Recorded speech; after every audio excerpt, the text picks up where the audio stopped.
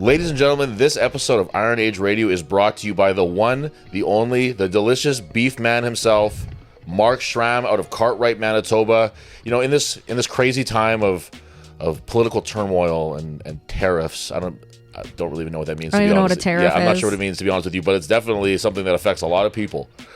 And probably. Maybe it doesn't. I have no idea, honestly. It doesn't seem to affect me all that much yet, but I'm sure it will at some point.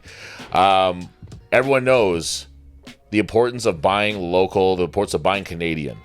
Now, what better way is there to support your strongman habits as well as buy local and buy Canadian than to buy locally produced beef from Schram the beef man, Mark Schram? Right? Yeah. You agree? Yeah. You know, you're a strong man, you're a strong woman. Unless you're one of the very few that don't do it, you're going to be buying your beef products from somewhere. Mark Schram is part of the community that sells their beef to the big stores where you buy it. But let me tell you something. Let me in a little secret here. When Mark Schram sells beef to these companies, they add shit to it. They add water, they add fat, they add fillers. And when you buy it from Mark, you don't get that stuff. When you fry this stuff up, it's like a little bit of water comes out and that's it. It's barely. I don't even pour anything out. Yeah, it's so good. Had a little spaghetti and meat sauce last night. It was delicious. This is the place to get your beef from. Not only is it great, not only can you feel good about spending your money with someone local, it's worth the money. So buy from Mark Schram and enjoy the episode.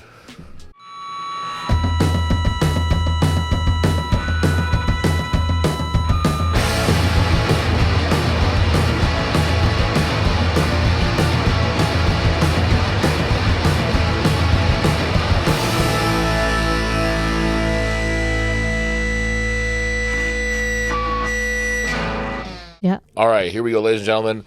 The big episode 2.0 of Iron Age Radio.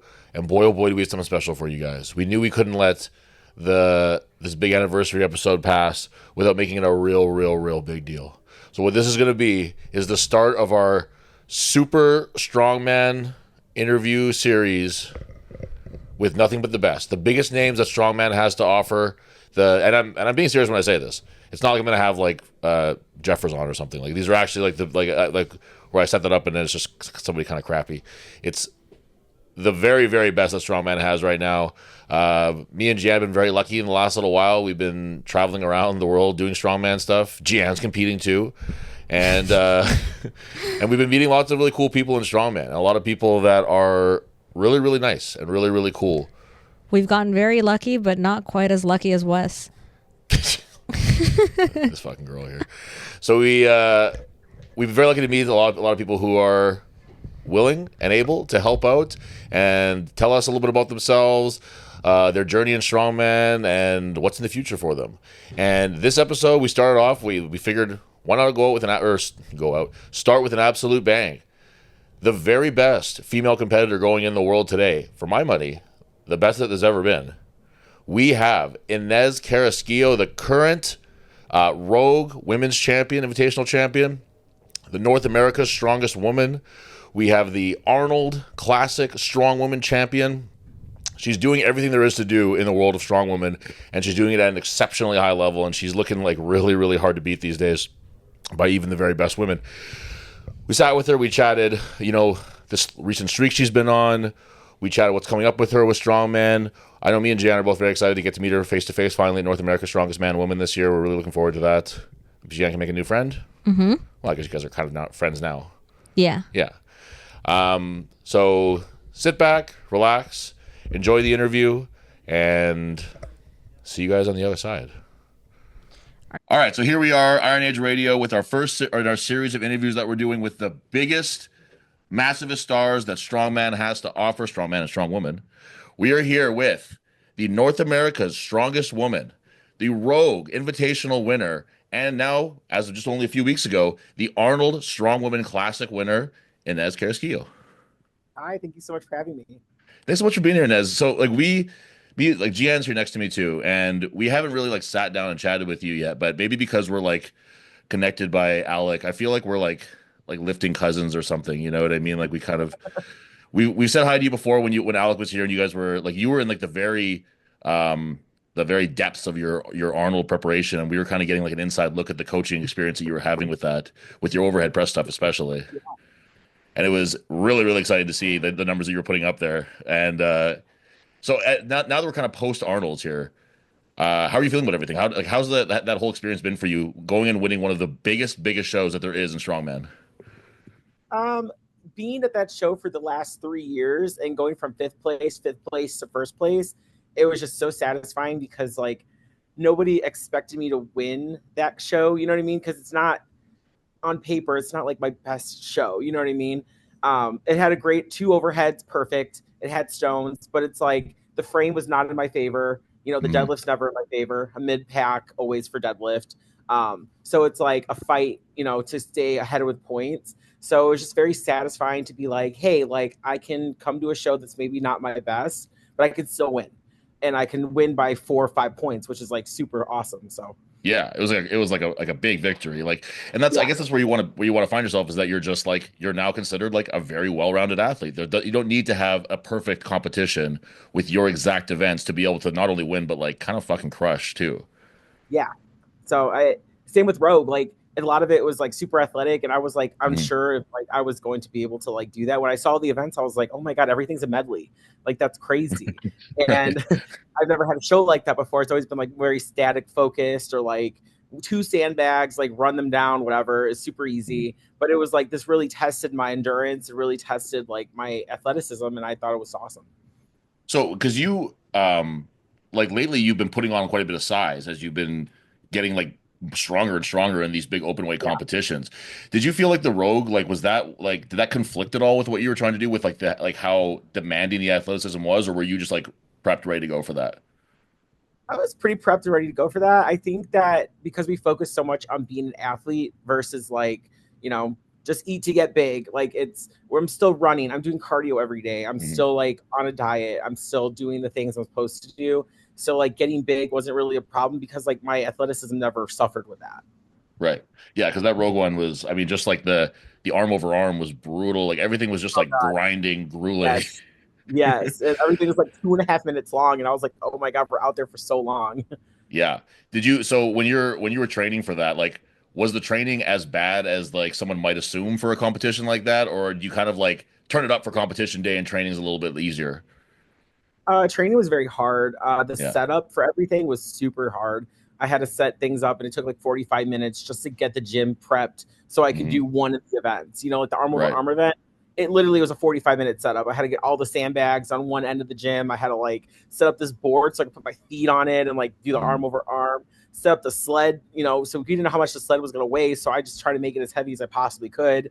So it was Right. like all that setup was it was hard, and then I had to take it all apart after like 3 rounds of it. So it was a challenge. I think that, um, and then doing like 2 or 3 events a day was really challenging because it was like all that setup or whatever, and then having to like get the motivation to like set up another event and do it. Yeah, And we try to break it up as much as possible, but it's like if you're going to do the event, you're going to have to practice the event, you know? for sure.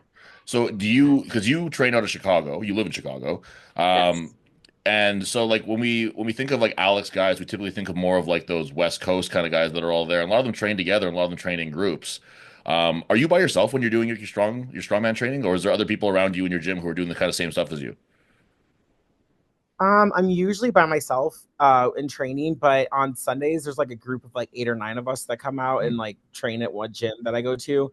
So it's like I'm mostly by myself, but some days I have like a group of people to like train with, which is nice. Because yeah, that's brutal. Like just having Very the grit to like finish a day of work and then be like, all right, now we're going to the gym. Now not only am I going to lift really hard, I'm going to set everything up, tear everything down. Like that's tough stuff. It's Um, really hard. And like to get the motivation and like I have to pick up my son. I had to bring him to the gym. He's already annoyed. And then it makes me annoyed because I'm like, I feel bad that I'm driving him to the gym. So it's like I'm already like on level 5 and I should be like a 1, you know? it's funny that like it doesn't really matter like what you do. Like you're like arguably the strongest woman in the world right now, but your kids will still just be kind of annoyed with what you're doing. Like they just want to go home and play video games or whatever. Yes. Yes. He's like, Um, can I go home and get my Switch? I'm like, ugh, can you like go with me for a little bit, you know, like relax. um, so kind of what I just mentioned there though was that finishing that long day of work and then heading to the gym. So that's not the case for you anymore though now. Um, Correct. okay? So maybe I'm wrong about this, but I think that you must be at least in the very like small number of people, but you might be the first like full-time professional athlete, like female strength athlete. Yeah, doing it full time, which is like crazy. Training twice a day. I'm starting to do that. And meal prepping is like a whole day now. So it's like Hmm. I got like time to actually do things that I need to do, which is really awesome. And I think that people might like make the mistake of thinking like, oh man, that would be like so sweet to not have to work and just be at the gym. It'd be so like the gym is very fun when it's like a hobby, but when it becomes a job, I have to imagine it kind of changes a little bit. It's Yeah, because you're like, man, I have to go at this time and this time in order for my day to like be successful. And I'm a very Mhm. like I need to do things on time and I have to like have a schedule. So it's like I have to do things a certain way in order to like get through my day. So it's been a transition for me because working from 8 to 5 now it's like I don't have that commitment anymore. Mhm. It's been really nice. That's good then. So, do you feel like, I mean, the obvious answer is yes, I guess, but like, how much do you feel like that's going to help you, like having that edge of this is like your main focus now, as opposed to like, you know, I don't want to call it a hobby because it wasn't a hobby before, but like when you have like a real career you have to focus on too, and this becomes like kind of an afterthought. Like, do you feel like you're gonna be like that much more locked in now that you don't have that job to worry about? I heard you doing like customer service or something before. Yes, I was working at Mastercard, which is like a industrial distributor. So it's like I was working with like SpaceX and Boeing and like really big accounts to like do customer service with them. So it was like really stressful and I Yeah. hated it. I hate customer service. It's not my thing. I'm really good at it, but like it's hard to mask and like have to be a certain way all day. So it's now that this is my main priority, I think that I'm so much more locked in just because it's like I have time to like do things and without my son. My son Right. being there makes me need to like rush and like, I don't want him out at the gym, till 10 o'clock and he has school the Sure. next day. So it's like I would have to like really rush through things sometimes and like get through things and drive through traffic, which was really awful because in Chicago the traffic is so bad. And it would take like an hour to get to the gym. I would have no motivation. I'd have no food in me. Like I had a it was just difficult. I wasn't allowed to eat at my desk either. So like, you know, it was like I couldn't really get the things I needed to get done in order to like have a successful training day. So, weekends were the best bet for like training like long sessions, but now it's like I can like train that way every single day. So it makes all the difference. So we had Alec come up here for a seminar. You know that, and when he announced or not announced, but when he mentioned in our seminar that you were going to like become like a full-time strength athlete in that way, one of our guys who was sitting watching, like his head kind of perked up, and he was just like, "She'll never lose again." And that's kind of what it sounds like when you say that there, where it's like you were so dominant already, and you were already, and I mean, a lot of people do, don't get me wrong, but you were already spreading yourself so thin with so many other things that now that you can like hyper focus on this one thing, like, god damn, you're gonna be a fucking terrorist out there. It's gonna be fucking amazing. Yeah, that's the goal. That's awesome. Well, Alec was saying how you just quit your day job.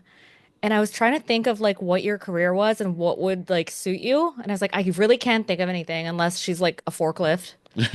Like she is the forklift at her job. Yeah, it's Oh, fun you to guys, imagine. we can move this out in the warehouse, and I was like, "Is that a joke?" And they're like, "Yeah, but It's really funny to imagine so that like somebody's calling you and like maybe they're like all pissed off at their customer service experience or whatever, and they don't know that they're talking to this woman that could just destroy him on the other line. I know." And you got to like have that fake voice, and you have to like have that Yeah. nice email, and it's like hard to tell you to f off. So this kind of like this streak that you're on right now, I guess, for lack of a better term, you're on 3 wins in a row right now.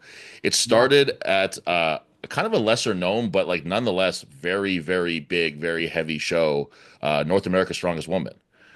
Yes. Um, what can you tell me about that experience? Because that's a show that like a lot of people, it doesn't get like the fanfare that say like Europe's Strongest Man does or Britain's Strongest Man or whatever. But the people who are kind of in the know that that's one of the hardest shows out there. It's a very hard show. It's outside. It's it was really hot. I was not expect. I thought Canada was not hot. Okay, I something in my brain was like, oh, it won't be that bad. I can wear pants, and I got there and I was like, oh my god, it's hot out here. So, you know, I didn't pay attention to the weather, but so it was really hot. It was 6 events for women. We did 4 on Friday, 1 on Saturday, 1 on Sunday. So we were Mhm. kind of just like thrown in there a little bit, but it was because they were trying to make space for us because it was the first Right. year the women ever did North Americas. Right. So that was really cool that we got an invite to like, start growing this show into something really big. And I think that that's what's going to edge out like Europe's Strongest Man, because now it's like we have a women and man show, in one, and it makes it more interesting. The audience loved us. The audience was Yeah. like, they were going crazy for us. Like we had great feedback, about the women's show. It was really fun. I was going for the log world record, but it was like day 2 and it was like super hot outside and it was like the 5th Yeah. event and I almost had it, but I told JF, I was like, if you want to do a world record attempt, make it the first event, please. I was like, I'm tired. JF has sort of a different way of running shows than some of the other promoters. I love it. It's just like you get there, you do the event, that's it. There's no Yeah. like BS. There's no like, Yeah. can we change it to this? Like, this is too hard. It's just like what it is. And, if you can't do it, you can't do it. Yeah. JF's not really one to like negotiate. Like his No. And I his love his that. show is the way it is. Yeah. He That's wants you guys to die. yeah. Like Yes, he does. Which it's I his thing love where it's the women, like some shows I feel like they're like, oh, like we don't want the women to zero. And it's like, let them right. zero. Like, let it be heavy. Let it be like, crazy. Like that's what people want to watch. They want to watch like a fight, They don't want to Yeah. watch it like, oh, they're just sprinting through everything. Like it's Right. too light. Everyone's winning. Like I like that. Yeah. And I think that you're right. I think that that's where some of the other like continental shows, I guess you'd call them, like a Europe's or a Britain's or whatever. That is what they're missing, is that the female element is becoming like increasingly popular with every show now. We see like the Arnold's this year. Like you could tell a lot of the audience was very, very familiar with the women, where sometimes they're not like they don't know as many of the athletes, or they don't know as many of what they might be good at or might be bad at. But I felt like a lot of people were much more experienced and much more like knowledgeable this year watching the ladies than they have been in the past. I think so too. And like the people that recognized me, like just going to the bathroom, I was like bombarded with crowds of people and they all knew my name and they were like, oh, we knew you were going to hit that overhead. We knew you were going to hit this. Like they were like, we watch you on Instagram. And I'm like, that's so cool. Like, the people are watching the women and like we were getting the recognition that the men are getting, which is awesome. Yeah, so like let's say that it's obviously great that the women are getting, like as a whole, they're getting this new, or not new, but more notice. But like, how do you feel about that, like on a personal level? Like, is that something that sort of weirds you out? Do you like it? Is it like what's your experience with that? I love it. I love meeting new people and I love that they're so into strongman. Like, they have the same hobby as I like. They love watching strongman. And I think that that's how the sport grows and that's how people start getting into the sport. Like, I'm not going to be in the sport forever. Like, I'm inspiring the next generation of girls that are going to go into the sport and hopefully kick my ass and kick my records and like, take all those titles and stuff. Like, that's what's important. And I think that we're making way for that to happen. And I think that like meeting fans and like doing all that, it shouldn't weird us out. It's like we should be honored that people are like watching us and like people care enough to like come up to you and be like, hey, like this is awesome. Like, can I get a photo or whatever? And it's like it's draining. Like my social battery is not very high, but I think it's really cool that they do that. Did you get to like walk around and check out the expo at all? A little bit on Sunday, but I was so hungover and so tired. It was miserable. There's so So many okay, people. so yeah, so is the experience different from like pre-winning the Arnolds to post, like do you get like way more mobbed afterwards, or is it all kind of the same the whole way? Yeah. Yeah, and then I worked the Cerberus booth on Sunday, and it was just like, Oh oh, yeah. and I was like, oh my god, Ken, I can only be here for an hour. Like this is so. That's awesome though. That's so to get a little bit more into the actual Arnold's itself. So um probably not for the best reasons, but for you had one of the most memorable moments of the Arnold's last year, which was the frame carry. It's one of those things where it's like you hate to see it, but man, like I've said this to Gian before, that was quickly where you became one of my favorite strongman competitors. Where not only did you finish the competition, you like competed again in the Arnold UK like a matter of a couple weeks later. Like to show that kind of fucking guts is like unbelievable. And so when you came back and did it this year, you had a great run, no problems, and you smashed it. So what like is that something you have to kind of get over, like a mental barrier when it comes to after an injury like that, or is it just you don't even think too much about it, or how does that work for you? I was super nervous. I was very nervous. I was like freaking out in the back a little bit, and I was just like, what if I fall again? I'm wearing the same shoes I did. I had the blood stain on my shoe from the last year, and Oh I was wow. looking at it and I was like, oh my God, what if that happens again? Like, I don't want to embarrass myself, because it was really embarrassing. Like, because my face was super swollen. All my comp pics were from day 2, of course. So like, Right. I don't have nice pictures from day 1. It's all like my face super swollen and like bloody and beaten. But it, I just told myself, like, you have done way heavier frames in training and you didn't drop it. Like, we were training with like 700 plus, to like Holy really shit. work on my grip. So it's like I ran like 750 for my last run or something like that. It was like crazy. And I was like, you're ready. Like, trust yourself and go do it. And it's just like uphill, you know what I mean? Which I can't practice out here because there's snow everywhere. So it's like I can't find Right. anywhere to like run a frame, but it's not much different. It's not that bad. It looks really bad, but it's not Yeah. actually like that bad. It's how you pick the frame up. Like, if you pick it up weird and like have it drag a little bit to the front or something, then it's gonna clip the walkway. But Mhm. it's usually fine. But yeah, I was super nervous. I went out there though, and I was like trying to get the crowd hyped up. So I was like, "Come on, guys, like cheer me on." So I just wouldn't think about it, and I just Yeah. did it. Are you somebody who gets a lot of like that live crowd experience? Like if they're hype, you're hype kind of deal? Oh Yeah. yeah, 100%. That's awesome. Well, that's like Arnold was definitely the place for that this year because that crowd was fucking lit. They were having a good time there. Oh my God, they were. And like, my walkout song is called Counting Worms by Knock Loose. And like, they say arf arf, like it's like before the drop or whatever. Yeah, And so yeah. people, they were like, when I came out for my last overhead for the big jerk, they were like, arf arf arf arf, Fuck like yeah. screaming it over and over. And I was like, oh no, they know my walkout song. It's perfect. That's awesome. It's like a wrestling thing at that point. Right? It's awesome. That's sick. So uh, I want to get a little bit onto kind of what's coming up for Inez too. We reached out to some of our listeners and said, "What's some questions that you want to ask the big dog Inez here?" And one of the questions that we were asked by a few people was, "Is North America's Strongest Woman in the cards for Inez this year?" Yes, I will be doing North Americas this year, Oh, which sick, is like awesome. So I'll see next you there month. then. Yeah. Yeah. Nice, that's awesome. I'm So excited. you're, 8 you're events, I heard, right? 8 events. yeah, it's yeah, it's gonna be a big Yeah, show. that's a long day. Yeah, yeah, I'm it's been a while since I did CSM a couple years ago where it was like a 3 day event, but I haven't done a 2 day in In a well while. Magnus, I Well, guess, but Magnus was 3 days. yeah, but it's like, these are much heavier than the Magnus show was, so it'll be an interesting way to see how it goes. But like, are you looking forward to that one? Is that one that you like is like a big deal for you on your calendar? Yes, it's one of 3 technically. So it's a pretty big deal. It's like my Nice. summer comp, and like my focus for the summer. I'm in off season right now, but like once we get the events, like it's time to ramp up. Yeah, So it's a pretty big deal. Yeah. and Quebec's hot now, so you can like dress for it appropriately and stuff. Yes. I know Quebec is hot, so I'll be ready for that. So actually, speaking of Quebec a little bit, how did you find like Quebec? Like, how did you find the people there and stuff? Like, what was your experience in French Canada? Because it's very different than Western Canada over there.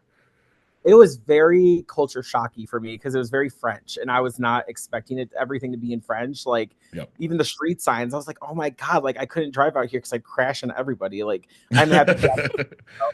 I'm a terrible driver, but yeah, it was awesome. The food was good. Like, the people were so nice. Like, I didn't understand like half of anybody was saying, but like they were super nice, and I really loved the time out there. So I'm looking forward to coming back. And they love Strongman out there too, so I'm sure that they were excited to see you out there. Yeah, they love Strongman, which is awesome. So Yeah. it's like being in the UK. Like, it felt just like being over there, but Yeah. just right above me. So Right above you. Yeah, so we're looking forward to that one. So another question somebody asked here too that I wanted to ask that um, I thought was kind of an interesting question too was, do you see World's Strongest Woman like the OSG Open being in the future for you anytime soon? probably not. It's like 2 weeks after Rogue, which is a huge, like, not a good turnaround at all. And I did the Right. Arnold US and the UK like 2 weeks apart, and that was really difficult. Like, even though I was injured, like it was pretty difficult then, but just traveling and like, having to get a, sleep schedule set, like having to like make sure all my meals are done, like it's a lot of work to go into a show. And Yeah. to do things like back to back, it's just like I'm not my best self, and I don't like showing up not my best self. And having to learn all these events and having to get good at all these events, especially with Rogue Right. being very medley focused. And then OSG's more static, in my opinion. Like there's not a lot of Right. medleys. It's more like, your typical deadlift, maybe a log, whatever, which, I could go in and do, but it's not going to be my best. And I don't want to Yeah, go that's anywhere fair. where I don't feel like it's my best. Yeah, that's perfectly reasonable. Because yeah, it's one of those things where now you're in a position where uh like people expect you to like dominate in in a certain way, you know what I mean? So if you show up and you're not feeling your best, it's not, you want to, I'm sure you want to put on a show for the crowd that's there to see you too, right? Yeah. And I want to have fun. Like I'm not going to have fun if I'm like miserable. You know what I mean? Like Right. sore and like, learning 20 different events and trying to get good at all of them. Like that's a lot of work. Yeah, no doubt. Yeah, especially Another for a question, world title. So that's just big stakes. yeah, and that's exactly it. Is that like it's kind of a shame because it would be sick to like have like the triple crown like that kind of deal, but it's just hard when there's only so many months in the year, right? Like you can't really spread yourself out too thin. Yeah, and Rogue is in Scotland, and then coming back, and then I don't know where it's at this year, OSG, but like I'd have to leave right away to come Yeah, back, and like there's no training. There's like maybe a deload, and then you're going off to the next show. That's a lot of work. yeah. Did you like Scotland? I love Scotland. I wanted to Yeah. stay there. It's so great. Had you been to Europe before? Yes, I went to the U.S. versus UK Giants live show. So I Oh, was in right. Yeah, yeah. Liverpool for 2 years. Right. UK was in Birmingham, so I've been there, and then Right. Scotland. So I've been, three places in UK, which is really cool. Awesome. Another question somebody asked us here that I thought was kind of interesting too was this person asked, "How have you remained so consistent while improving like strength, speed, stamina, and that stuff?" So I guess like what it's kind of asking is like you've seen these like you were kind of in that fifth place area before, and all of a sudden you've exploded into this first place, and you're just still seeing progress. Like, is there something like specific you would attribute that to? Um, I think it's just my mental game has like really improved. Like, if I make a mistake, it's not the end of the world anymore. Like before, it'd be like my whole show's effed up now because I'm like I can't stop thinking about it. Like I bring myself down. It's not good. Like I messed up the log this year at the Arnold. I didn't listen to Alec. Like I'll admit that I rushed into the second rep and I missed it, and then I Hmm. couldn't get a rep after that. So I only hit the log for one. And it's like I could have hit that. I hit in the gym for 4 or 5. So it's like I know I Oh could have shit. done so much better, but I just didn't listen, and I didn't listen to my cues, and like whatever. But then the event after was frame, and I was like, I got to get into the mentality of like I got to go to the next event, and like the log is done, Mhm. like whatever, it's whatever. So I had to like make up points in the frame, and it was like I didn't know if I was gonna get last place on the frame or if I was gonna get first. So it's Right. like I had to like really shift my focus on like being more positive and like really focusing on that next event, approach. And that's what made me better as an athlete. And also for the Arnold, I was half in a job and then I quit like maybe a month before the Arnold. So I had a whole month of like really focusing on, training. And I think that helped me out a lot too. So for the mental aspect of it, where you said that like before a bad event could like trash you, is it something you had to like specifically work on? Like, is it something that you did? Like, I'm really interested in sort of the sports psychology side of this whole thing, or is it just like you just decided one day you're like, I cannot let that be the case anymore? Alec definitely helped me out a lot with that. Just him, like the encouragement, like talking to him every day, and like, you know, this is not the end of the world. He'd say, this is not the end of the world, bud. Like, you have to like move on and you have to like, focus on the next event. And so, like, repeating that to myself over and over and like really focusing on that, like, helped me out a ton. And like, I know I'm strong enough to do things. I've always done really good things in the gym and like really impressive things in the gym, but I couldn't translate that to competition. I was scared. Like I didn't know how to like get rid of that fear. But like having a coach and like having my friends and everybody there at the Arnold and like Rogue, like my friends came out to Rogue to like watch me. So like to have their encouragement to be like, okay, people believe in me and like I can do this. Like I have to start believing in myself. So I think that is what shifted me into being more consistent and a better athlete. It's interesting, like you said, like if you're in the gym and you could hit these numbers no problem, but I think that it really goes to show like how important like I think maybe people think that strongman is just about being strong, and it's not. Like there's so much mental preparation and also like strategy? Like, so you're saying that if Alec was saying like to slow down, take a little more time between those reps, you might have gotten one more. And it's Yeah. if you don't know, if you're just like I'm just gonna hammer through this, like it would be easy to make those kind of mistakes when you're new to a big stage like that and you're just like fired up, I guess. Yeah, and there's a lot of pressure on athletes to like perform, and like you want that invite next year. So you have to really show what you're about. You don't want to like get lost in the system, and you're just kind of like, I don't get invites or whatever. So you're really focused on like, I got to perform well so I can keep doing this. Right. And that's a lot of pressure. So I had to get used to that pressure, and I had to like prove myself to that like I am a good athlete. I can do this in the gym. I can do this, in front of people. So it's like just perform. And I've always like been a performer. I played volleyball. I did track and field. I did college sports. I was in band my whole life. I played bass clarinet. Very used to performing in front of people, but with Strongman, it was just like I was like shocked, and I didn't know, exactly what to do, in the beginning when I was starting to do bigger shows. And I got thrown into bigger shows very early on in my career. OSG Right. was like my third competition ever. And, Right. I got tied for third.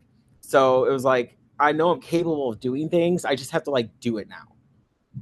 Did you feel like your experience with the bass clarinet helped you to be in front of an audience though? Because I like I have a background with professional wrestling, so I'm like in basically my gitch in front of a crowd. So the idea of being in front of an audience just didn't really bother me. So do you think that like in all honesty, like having like that background of like being in band, volleyball, you did a little bit of powerlifting beforehand. Does that kind of stuff help you, you think?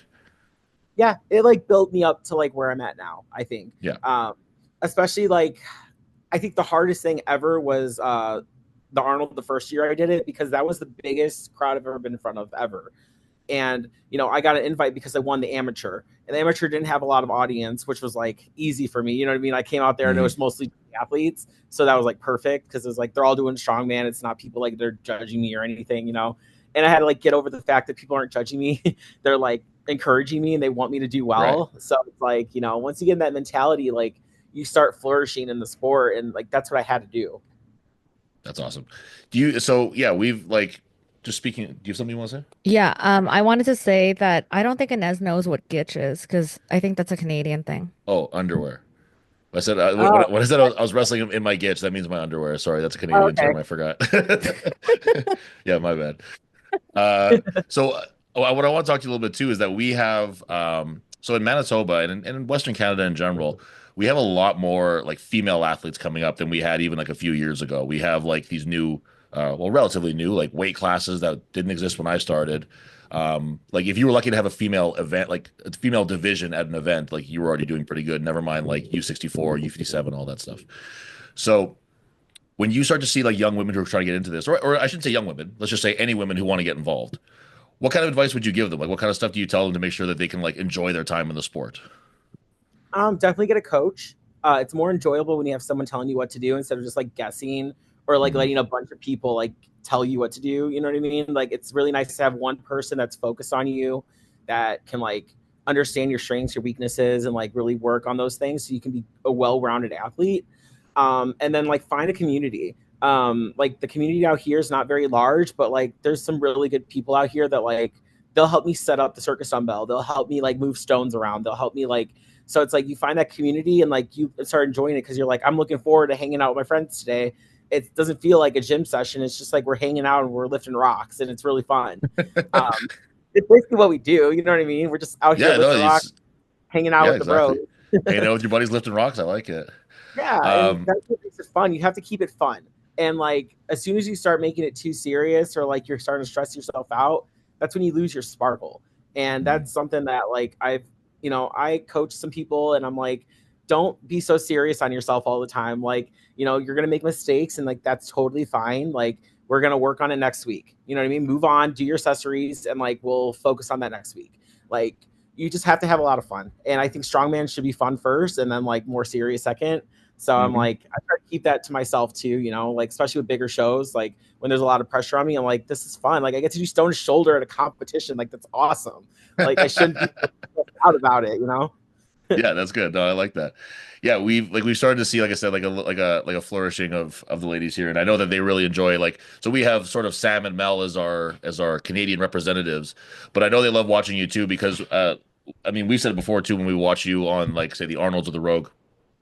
excuse me, when they give you like the little like the post event interview or whatever, you just seem like a very genuine, nice person. We just really My enjoy. favorite was when you did the stones and somebody interviewed you and you were like, "Yeah, like the heavier one was easier." And I was just confused. The 300-pound one at Rogue was definitely easier than the 275. It was very strange. I lifted it so much faster if you watch the video over again, and I'm like, why is the 300 flying and the 275 almost murked me? Like, that's so weird. What do you think it was? Did you have a theory on that? I have no idea. Sometimes you just get the adrenaline and it's like the last stone, so you're like, just finish it. And Yeah. then there's a buzzer that you have to remember. So I was like, let me remember not to forget that buzzer. So, Right. like get it done. Did that buzzer fuck with you at all? It was a big focus of mine because I tend to forget things. So I was like, let me Right. not forget the damn buzzer, And I saw some athletes before me forget the buzzer. They would celebrate too fast, so they forgot to hit the Yes. buzzer. So I was like, I'm not going to do that. Because that stone run was like some next level shit, and that would have been a shame if you hit Right? that last stone and you just like walked away like yeah, and then like didn't get the button. Like that would have been such a bummer. I think the buzzer was fun though because it was like a game show almost. Like I felt like I was like, you know, in a like on NBC whatever, watching a game show, and it was like Yeah, yeah. cool. Get a buzzer at the end. That's fun. It's like Jeopardy. We were like we were kind of watching it, and I was like, I don't know, I just don't really get it. And then we watched Mel and Sam's Power Stairs, and I was like, oh, now I understand why it's so important now Yeah. because it's not being left to some guy with a stopwatch now. It's like an actual the athletes decide when the thing cuts. Yeah. Especially with how fast the power stairs were, they were so light. They were just Yeah, we were flying through them. yeah. So like the last one was like 225 or something like that. So it was like a really light power stair. So it was cool to Mhm. watch the weights just like fly through those. Yeah, yeah. Was there an event at the Rogue that was like because there were so many there that were like you'd never like we've seen like say like a Husfeld, but we never seen like a like that tree like that triple medley that it was involved in, and there was like the hay bale push and shit. Was there one that you like either really loved or really hated about out of that one? I really love arm over arm. It was the first time I've ever did in a competition, so I like really Really? was Wow. excited. Yeah, I know. We've never had arm over arm. I've had like truck pulls and stuff, so kind of like arm over arm, but like I've never had like a traditional like you're pulling with your legs and like whatever. Right. So that was really fun to do. The push part was so difficult. I couldn't get it started. I was having a lot of trouble with that, and I was like, because in the back they were like, "Oh, you should try it like this. Like we did it like this last year." The CrossFitters were trying to help us out because we had never Right. touched it before, and then it just didn't work because it was too heavy. So Right. then It's I had a different. Yeah. years in the middle of the event, and I was like, let me just tack it and push it, and that's what ended up finishing the event was because I switched it up in the middle of the event. But then I think my favorite event at Rogue was the Farmers to Log. Mm. I think that was cool how we did it next to the guys because it That was was just cool. like we get to race the guys, like that was fun. I love doing it. That was competitive. Yeah, that's awesome. When you see something say like that hay bale, like just to use that as an example of like I doubt very much that you had like a hay bale to practice with at home. Like, so you try to find one for ones and equals and stuff. But like, how do you kind of like deal with that stress or pressure or whatever you might call it when you have this brand new implement that you've never used in competition before and it's like a big part of this event now? I kind of just take it with a grain of salt that like everyone's like new to this. So Mm. it's like I'm not the only one that's going to struggle with it and like have a learning curve about it. We weren't allowed to like push it, before the show, like during the rules meeting or anything. We got to look at it, but we weren't allowed to like push it or anything. So like Oh, okay, we interesting. none of us knew how it was going to act. So I think that kept it fair. And Mm. it's like you kind of just have to figure it out on the spot. Like everything's a little bit different. I was pushing a yoke at home, just like against rubber mats, which really sucked, but it like really strong. So, that helped. And that was like good crossover to like, pushing that hay bale. So it was pretty cool. That's good. I like it. I stayed up till 1 in the morning watching the Rogue Invitational when Alec was here. Oh And it yeah. was just him and I watching Strongman all night. And he was Yes. watching your run of the hay bale. And like every step of the way, like every second, he was like, see, that's where I'm so proud of her. That's my baby right there. Yeah, I switched it up like halfway during the push, and I was like, let me just do it like this. Yeah. And I didn't panic. So that was a big deal for me because I usually panic and you'll see it in my eyes like, oh shit, like this is not working. Like, what do I do? Yeah. Well, I mean, and I guess that's the experience of like doing these bigger shows is that like you know, you're in front of like there's tens of thousands of people in Scotland there, but like you've already been in front of many people at the Arnolds, and these audiences grow every time, and I guess your confidence probably grows with it, I guess. Oh, totally. Like my Yeah. confidence has gone way higher. And like after winning the Rogue, that's when I was like, you know what? Like I can do this. Like that was a really big deal because really nobody expected me to win that either. Right. That was like you watch prediction videos and like she might win a few events, but like she makes a lot of mistakes. And it was Mhm. like my goal was like, don't make mistakes. It's like I know I can do this in the gym. I can do this in a competition now. So that was just like my mental shift like really happened because it was like I wanted to show people like what I'm capable of. Right. Do you remember what your favorite Inez interview moment was at I forget if it was the Rogue or the Arnold. I already said it. The To get drunk on.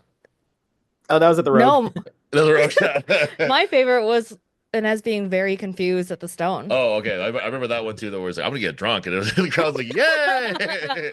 Everyone was Hooray! in Scotland. There was a lot of drinks in Scotland. Like the Oh yeah, bartenders were cool. Like it was awesome. that's awesome. Yeah, I've never been there before, but it looks like amazing. And like, I love watching those Rogue shows because it looks like you're just watching, like, it looks like ESPN. You know what I mean? It looks like a real big sport. And it's so like aesthetically pleasing. It just looks awesome. And the CrossFit was fun to watch too. I like never watched CrossFit, like sat down and actually watched it, but like I have a new appreciation for like what they do. They were in the back doing full workouts before each event.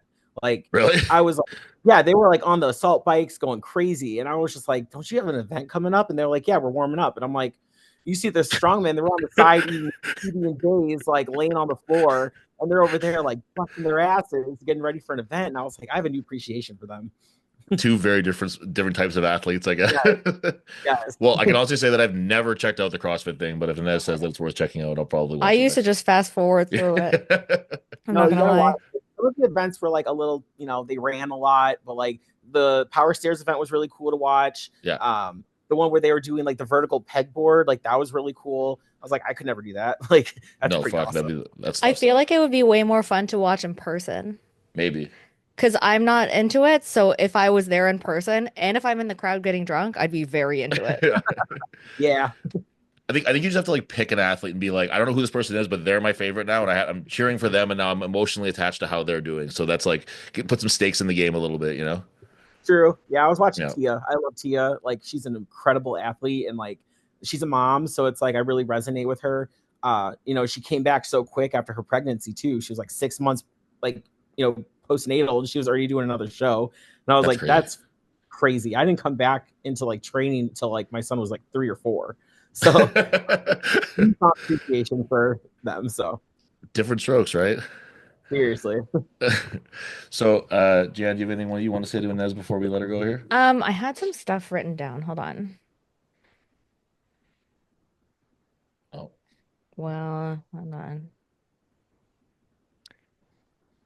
Okay, so what I had written down here was there a moment that stuck out to you when you decided that you wanted to completely immerse yourself in strongman versus any other sport? Um, I was very into volleyball growing up. I, competed like since I was in like middle school. It was a long time. And I hated team sports. I never felt like I was like part of the team. I was always like an outcast a little bit because like I like to do my own thing and like I'm kind of like a little rough around the edges. So like I didn't get along with my team that much. So it was like really hard for me to make friends and stuff. So that's why I love track. Track was like individual, and I was like, I can just do my own thing. Like I am the decider of how I'm going to do this day. It's not like a team thing where I'm like relying on other people. And so I fell in love with track, and then I fell in love with the weight room. So like after being pregnant, like having my son, I was like, I need to get back into a sport. So then powerlifting like fell into my lap, and I liked it for a little bit, but it got really boring and repetitive. So like I ended up doing a strongman Sunday at my gym, and I fell in love with it. And that was the moment where I was just like, this is my sport. I love this. Every event's fun except like yoke. I hate yoke, so we don't talk about yoke. But like I love this sport. It's so different, and like the people are so nice, and like I just completely immersed myself into it after that. So I guess if we take a lesson from that, it's that any powerlifters who are listening to this or watching this, consider doing strongman instead because it's way better. It's so much better. Like I can say that because I did powerlifting for almost 2 years, and I Right. total 1450 at my last show, and I Really? was like, yeah, I told Holy 1450. shit. Yeah, and I squatted 606, benched 303, and deadlifted 540 or something like that. And it's 303 like is my Jan's favorite band. 303, really? Oh my gosh, I just so really like referencing them. When you said that's such a 606, I was like, that's 2 times of 303. That's crazy. And then you said oh my 303. I was like, god. what the fuck? Yeah, it was a good meet, and I was like, after that, I was like, I could do more powerlifting, but it's like, how much better am I actually gonna get? You know what I Right. mean? Like, it's really boring, the training and stuff. And like, when I did strongman on those Sundays and Saturdays, I was like, I'm actually enjoying the gym again. And like, I was Mhm. afraid I was gonna get into a role where I was like, I don't want to come to the gym, I don't want to do this. So, I had to find something to do, and strongman just like kind of like fell in my lap. So can't Amazing. thank people enough for like including me in like strongman Sundays with them. That's awesome. And that's like that's what I always tell people is like it can be a hard sport to get into because it's so niche, right? But if you find the right people who are just doing it, like I've never in my life heard of someone be like, yeah, I wanted to join the strongman Saturday or Sunday thing, but they just wouldn't let me do it. Like I've never heard of that before. Like it's I've never heard always that. I want people to join. yeah, it's always this open arms community where we want to get more people, especially more women. Like this, if I'm always trying to, we're always trying to get more of people that we know on the female side of things, and it's been working, but it's just it's a slow process, you know. Hey, Um, just one person joining a month, like that's a big deal. Like, so yes, I tell people like just come on Sunday, like we're here from 10 to whatever, and just try to get people to join us. yeah, absolutely. What else you got? Anything else? No, that's it. All I kept thinking about was like how strongman has really skewed my view of people. Like when I see like a big, scary looking person, I go, they're probably so nice. That's probably a friend. Yeah, well, that's an as all over, I would say. Yeah. Um, I know, so intimidating, like, and I feel bad because like people are like, oh, I thought you were so mean, and I'm like, why? And they're like, you're just so big and like strong, and I'm like, no, like it's the complete opposite. The bigger the person, the nicer they are usually.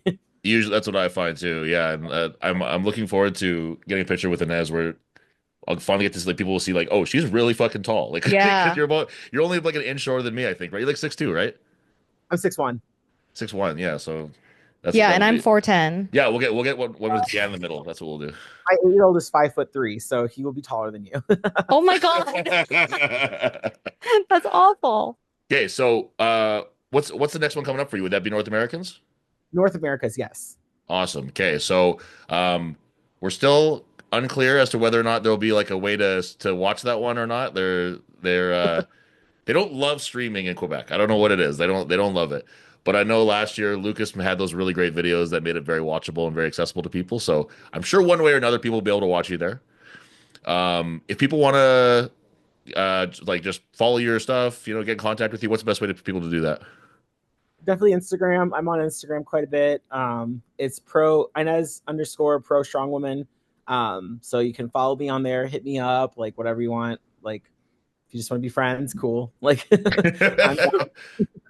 That's awesome. And that's what even before I was working with Alec, I just like messaged you. I was like, "Hey, you're awesome," and you're like, "Hey, thanks." And that was like the beginning of our conversation.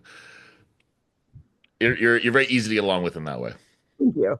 Yeah, My biggest thing is like being a role model first. Like with my son, like I want him to see the real me and not like this, crazy strong woman, like scary competitor. You know what I mean? So I'm like, right. however I am right now, like that's how I compete. Like that's how I talk to people. Like, I just that I want my son to like remember me such as, I don't want him to be like, oh, she was a terrible person. Like she would go to compete and like scare everybody. Like, It's scary. She wouldn't let me go home and get my Switch. yeah, it's terrible. So before I let you go, Inez, here, do you have any kind of like parting words of wisdom for any women who are trying to get involved? Let's say specifically women who are trying to get involved in the sport and who might want to someday reach the heights that you're reaching. um, just pull the trigger and do it. Like, don't be like, oh, maybe do that next month or like whatever. Just like stop what you're doing. Plan a day that you're going to go in the gym and like do strong women and like find some friends. Like it's so worth it. And like, it's not scary. It's not intimidating. Like you don't have to start with like a 300-pound stone. Like, everyone starts somewhere, and the gyms have stuff where you can like start, bare minimum. You know what I mean? Like you don't have to like be super strong to start. Like I know a lot of people that are like, oh, I need to like have my base strength first. It's like, no, you will develop that if you're Right. doing sandbags, if you're doing stones, if you're doing all this stuff. So it's like, just pull the trigger and try it. Love it. Do strongman, make friends. That's the Inez way. And be nice. And be nice. Yeah. Yes. So we want to say thank you so much for being on here, Inez. It really is like a really special treat to talk to you, especially with just the amazing things that you've been doing in Strongwomen lately.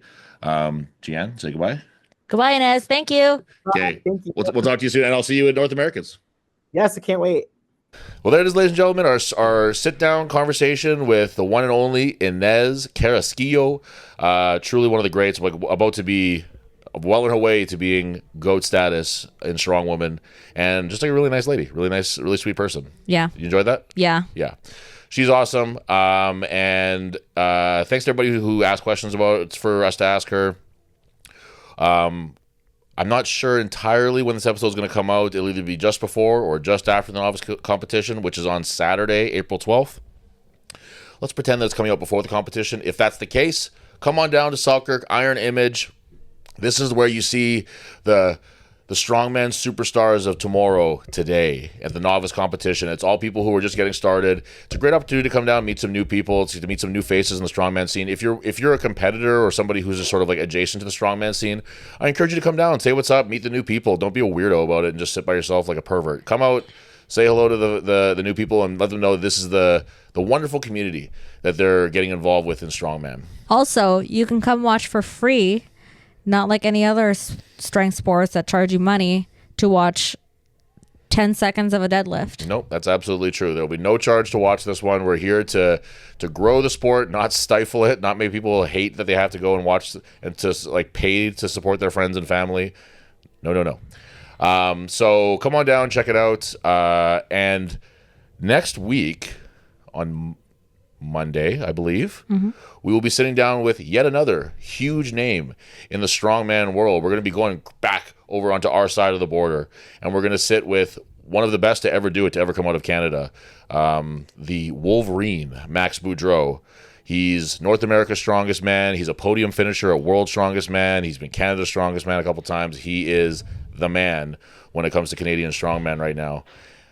You got some? Mr. Sam Belivo's fiance. There you go. And on top of that, all that, he's got a great woman by his side. What else could you ask for? So we'll do a little Q&A up on the Instagram, so keep your eyes open for that if you have any questions you want to ask the big dog himself. He's also the guy who is now the sole runner of SCC. He's the king of the mountain, as it were.